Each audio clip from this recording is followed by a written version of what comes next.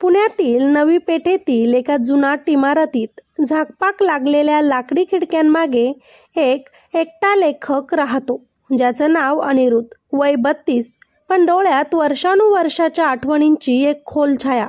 दिसायला साधा सरळ, पण बोलण्यात एक शांतपणा होता. लोकांना वाटतं हा खूप शांत आणि थोडा वेडा लेखक आहे, पण खरं सांगायचं तर तो वेडा नव्हता. तो प्रेमात हरवलेला होता. प्रेमात पडून ते गमावून आणि त्याला शब्दात बदलत जाणारा तरुण होता तो. आणि त्याचा प्रेमाचं नाव होतं राधिका. त्या दिवशी अनिरुद्ध त्याचं घर आवरत होता, तेव्हाच एका कोपऱ्यात त्याला एक जुनी धूळ साचलेली वही सापडली. जुनं काही सापडणं म्हणजे एक नवा भूतकाळ उघडणं असतं. त्याने ती वही उघडली. पहिल्याच पानावर एक चिठ्ठी चिकटलेली होती. हस्ताक्षर ओळखीचं होतं त्याच्या राधिकाचं. चिठ्ठीवर लिहिलं होतं, अनिरुद्ध, जर तू कधी परत आलास तर मी तुझी वाट पाहत असेन. तुझीच राधिका. ते वाचतानाच त्याच्या डोळ्यांतून अश्रू वाहू लागले. त्या एका ओळीत त्याच्या सगळ्या आठवणी भरल्या होत्या. 1995चा जुलै महिना, कोकणातलं एक टुमदार गाव. नारळाची झाडं, शांत पावसाच्या सरा आणि शाळेच्या संध्याकाळच्या घंटा. अनिरुद्धच्या वडिलांची बदली पुण्याहून याच गावात झाली होती. अनिरुद्धला त्या वयात हा बदल फारसा आवडला नव्हता. शहरी मुलगा, शहरी सवयी आणि एक अढळ ठसा त्याच्या वृत्तीत. पण गावाच्या त्या साध्या शांत वातावरणाने त्याला हळूहळू वेगळं भान दिलं. शाळेचा पहिला दिवस, बाकावर कोणीच नव्हतं. अनिरुद्ध शेवटच्या बाकावर बसला आणि ती आली राधिका. डोळ्यात चमक, केस घनदाट आणि चेहऱ्यावर सात्विक हसू. राधिका गावातील सर्वात हुशार विद्यार्थिनी. ती शाळेत येताना बरोबर एक वही, एक पेन आणि एक कविता आणायची. पहिल्याच दिवशी अनिरुद्धनं तिला पाहिलं आणि तिच्या चालण्यात, तिच्या बोलण्यात, तिच्या शांत डोळ्यात एक वेगळेपणाच त्याला जाणवला. त्याच्या मनात नकळत एक भावना निर्माण झाली, जी त्याला स्वतःलाही ओळखता आली नाही. शाळा सुटल्यावर दोघंही एकाच दिशेने जायचे. राधिका नदीकाठी थांबायची आणि अनिरुद्ध तिच्या शेजारी जाऊन बसायचा. तिच्या हातातली वही उघडून ती कवितांचं वाचन करायची. अनिरुद्ध त्या कविता ऐकून आपल्या मनातल्या कथा तयार करायचा. एक कविता, एक कथा. प्रेमाचं ते पहिलं रूप असं जपलं जायचं. वेळ हळूहळू सरत गेला. 10वीच्या निकालाचा दिवस जवळ येत होता. अभ्यासाचा ताण वाढत होता, पण त्यात सुद्धा राधिकासोबत असलेला प्रत्येक क्षण अनिरुद्धला जिवंत वाटायचा. अखेर एक दिवस जुलैच्या एका पावसाळी संध्याकाळी अनिरुद्धने ठरवलं, आज तिला सगळं सांगायचंच. नदीच्या काठावर ते दोघंही बसले होते. पावसाच्या हलक्या सरी अंगावर येत होत्या. अनिरुद्ध हळूच म्हणाला, राधिका, मला एक गोष्ट बोलायची आहे तुझ्याबद्दल. मला तू खूप आवडतेस. तुला पाहिल्यापासून तूच माझ्या प्रत्येक कथेचा आरंभ आहेस. राधिका एक क्षण गप्प राहिली. तिच्या चेहऱ्यावर आश्चर्य आणि हसू एकत्रच उमटलं. ती म्हणाली, माझं उत्तर काय आहे हे मी लिहून देईल. तू उद्या निघतोस ना? तो हो म्हणाला. तिने त्याच्या हातात एक वही ठेवली आणि म्हणाली, ही वही, हे उत्तर. आणि कधीही वाट हरवली तर हीच वही वाट दाखवेल. दुसऱ्या दिवशी अनिरुद्ध मुंबईला परत गेला. नव्या कॉलेजमध्ये नवे मित्र, नवीन अभ्यास. आयुष्य पुढे सरकत गेलं. राधिकेच्या वहीतली ती चिठ्ठी, जर तू कधी परत आलास, अनिरुद्धने वाचली. पण काहीतरी त्याच्या आत थांबलं. त्यानं तिला पत्र पाठवलं, पण उत्तर कधी आलं नाही. खूप वर्ष सरली. अनिरुद्ध लेखक बनला. त्याच्या कथांमध्ये, कादंबऱ्यांमध्ये राधिका हे नाव परत परत यायचं. लोक विचारायचे, कोण आहे ही राधिका? पण तो फक्त हसायचा. दरवर्षी त्याच्या मनात एक इच्छा उचलायची, यावर्षी मी तिला भेटायला जाईन. पण तो जायचा नाही.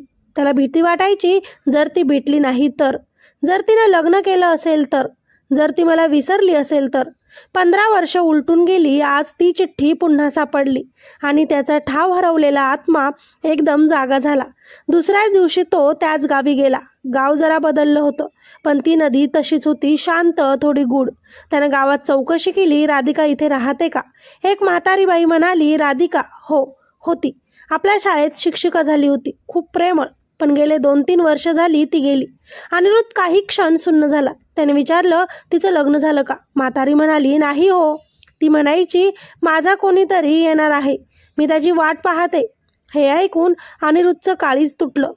त्याने तिचं जुनं घर शोधलं. घर बदललं होतं, पण मागच्या खोलीत अजूनही काही जुनं सामान होतं. एक जुनी वही सापडली. त्याच वहीत शेवटच्या पानावर लिहिलं होतं, मी तुझी किती वाट पाहिली, पण तू आलाच नाहीस. पण अनिरुद्ध, तू आज परत आलास म्हणून लिहिते. आयुष्याने मला खूप शिकवलं. थांबणं, वाट पाहणं आणि न भेटलेलं प्रेम जपणं. मी दरवर्षी तुझ्या कथांमधली राधिका शोधत होते आणि दरवेळी मला वाटायचं तू अजून विसरला नाहीस. मी वाट पाहिली, मनाने, आठवणींनी आणि शब्दांनी. तू उशिरा आलास, पण तरीही आलास, हेच माझ्यासाठी खूप आहे. तू गेलास, पण तुझं प्रेम इथेच होतं माझ्याजवळ. आयुष्य कधी पूर्ण होत नाही, पण प्रेम शाश्वत राहतं. एका जन्मात भेटलो, पुढच्या जन्मात पूर्ण होऊ. मी तुझीच राधिका. अनिरुद्ध तिथेच त्या वहीवर डोकं टेकवून खूप वेळ रडला. तो फक्त इतकंच म्हणत राहिला की राधिका, मी आलो पण उशिरा. आजही अनिरुद्ध त्या नदीच्या काठावर बसतो. लोक विचारतात कुणाची वाट पाहतो. तो फक्त हसतो आणि म्हणतो ती परत येणार आहे. त्याच गावाच्या नदीकाठी एकटाच बसून असलेला अनिरुद्ध आजही तसाच शांत बसतो. 15 वर्षांनी सापडलेली ती राधिकाची चिठ्ठी, तिचं जुनं घर आणि तिच्या हातांनी लिहिलेली ती शेवटची वही त्याच्या आयुष्यात एक उंबरठ्यांपर्यंत पोहोचवून गेली होती. पण तिथून पुढे तो चाललाच नाही, कारण राधिकाच नव्हती. तिचं देह रूप आता नसलं तरी तिचं अस्तित्व त्याच्या भोवती दररोज वावरतं, हे त्याला सतत जाणवतं. तो तिच्याशी बोलतो, तिला हाक मारतो आणि उत्तरही ऐकतो, पण फक्त स्वतःच्याच मनात. एका रात्री नदीकाठी बसलेला अनिरुद्ध अंधारात हरवून गेला होता. ढग दाटले होते, पावसाच्या सरी पडत होत्या आणि समोरच्या पाण्यात राधिकाचा चेहरा उमटल्यासारखा वाटला. तो म्हणाला, राधिका, तू गेलीस, पण तुझ्याविना माझं काहीच उरलं नाही. आणि तेवढ्यातच त्या पावसात एक मुलीचा आवाज त्याला ऐकू आला. तुम्ही अनिरुद्ध देशपांडे आहात का? तो चक्रावून मागे वळाला. एक साधी पांढऱ्या साडीतील तरुण मुलगी उभी होती. वय साधारण 24-25. चेहरा फारसा परिचित नव्हता, पण तिच्या डोळ्यात राधिकांसारखं काहीसं होतं. तिने पुढे येत सांगितलं, मी आर्या, राधिकाताईंच्या शाळेतली विद्यार्थिनी. तुम्हालाच शोधत होते. तुम्हाला भेटायचं होतं. अनिरुद्ध एकदम थिजला. राधिका, तू त्यांना ओळखायचीस? फक्त ओळखायचे नव्हे, त्यांचं सगळं जगच मी ऐकून मोठे झाले. त्या दररोज तुमच्या गोष्टी सांगायच्या. त्या म्हणायच्या, अनिरुद्ध माझा मित्र आहे, तो लेखक झालाय, तो माझ्यासाठी एक दिवस नक्की परत येईल. आणि त्या गेल्याच्या आधी त्यांनी मला तुमचं नाव, पत्ता आणि ती वही दिली आणि सांगितलं, जर हा माणूस इथे कधी आला तर त्यांचं स्वागत माझ्यासारखंच कुणीतरी करावं. अनिरुद्धच्या डोळ्यांतून अश्रू वाहू लागले. तिला मी किती उशिरा भेटलो. ती वाट पाहत राहिली. आर्या त्याच्याजवळ बसली. तुम्हाला माहिती आहे का, शेवटच्या काही महिन्यात त्या काहीतरी वेगळंच लिहित होत्या, खूप खास काहीतरी. अनिरुद्धनं तिच्या डोळ्यांत पाहिलं. कुठे आहे ती वही? आर्यानं एक पिशवीतून वही काढून दिली. त्यावर लिहिलं होतं, अनिरुद्धसाठी पुढचा जन्म वाट बघेल. अनिरुद्धनं ती वही उघडली. प्रत्येक पानावर त्याच्यासाठी कविता लिहिल्या होत्या, आठवणी, संवाद आणि शेवटी एक शेवटची नोंद. माझा देह हरवेल, पण माझा जीव दरवेळेस त्याच्याकडे परत येईल. जर पुढचा जन्म खरा असेल तर मी त्याच्याकडेच जन्म घेईन. मी त्याचीच राधिका होईन. तो थरथरत होता. त्या रात्री तो पुन्हा शहरात परत गेला, पण आता तो पूर्णपणे बदलला होता. त्याने लिहिणं थांबवलं. त्याने स्वतःला बंद करून घेतलं. तो फक्त ती वही वाचायचा दररोज, पुन्हा पुन्हा. त्याच्या डोळ्यात एकच विचार, जर राधिका पुन्हा जन्म घेणार असेल तर मी का नाही? पुढील काही वर्ष अनिरुद्ध योगा साधनेत, ध्यानात आणि मौनात राहू लागला. लोक म्हणायचे तो वेडा झालाय, पण तो वेडा नव्हता. तो तिला शोधत होता. त्याला विश्वास होता की ती कुठे ना कुठे जन्म घेत असेल आणि त्यांचं प्रेम तिला पुन्हा ओळखेल. 2025 साल. पुण्याच्या एका शाळेत एक लहानशी 8 वर्षांची मुलगी आहे. तिचं नाव रिया. ती एकटी बसून कविता लिहिते. शाळेच्या पुस्तकात नायिकेचं नाव अनु ठेवते. ती फारशा कोणाशी बोलत नाही, पण एक दिवशी तिची भेट झाली एका पुस्तक प्रदर्शनात अनिरुद्धशी. अनिरुद्ध आता साधा दिसतो, थोडासा म्हातारा, पण त्याच्या डोळ्यांत अजूनही राधिकेचं प्रतिबिंब होतं. त्या लहान मुलीनं त्याच्याकडे पाहून एकदम विचारलं, तुमचं नाव अनिरुद्ध आहे ना? तुम्ही लिहितात ना? अनिरुद्ध थबकला. हो, पण तुला कसं माहिती? रिया म्हणाली, माझ्या स्वप्नात एक बाई येते. ती म्हणते अनिरुद्धला भेट. त्याला सांग मी परत आले. तो क्षण त्याच्या आयुष्यातील सर्वात मोठा क्षण होता. त्याला तिच्या डोळ्यांत राधिका दिसली. तिचा आवाज, तिची हाक. तो गप्प झाला. त्या चिमुकल्या राधिकेला पाहत राहिला आणि फक्त एवढंच म्हणाला, मी वाट पाहतच होतो, अगदी तुझ्यासारख्याच डोळ्यांची. त्या दिवशी पुस्तक प्रदर्शनात अनिरुद्धला भेटलेली ती 8 वर्षांची मुलगी रिया डोळ्यात राधिकेचा लखलखीत प्रकाश घेऊन आली होती। तिचा चेहरा निरागस होता, पण वागणं, शब्द आणि शांतपणा हे सारं काही त्या राधिकाच्या आठवणी जगवणारं होतं। अनिरुद्ध त्या दिवशी गप्पच राहिला। न बोलता त्यानं रियाच्या डोळ्यांत पाहिलं आणि मनात खोलवर काहीतरी हललं। तिनं विचारलं होतं, तुमचं नाव अनिरुद्ध आहे ना? माझ्या स्वप्नात एक बाई येते, ती म्हणते अनिरुद्धला सांग मी परत आले। अनिरुद्धच्या काळजाला ते शब्द कापल्यासारखे जाणवले, पण त्याच्या चेहऱ्यावर फक्त अश्रूच होते।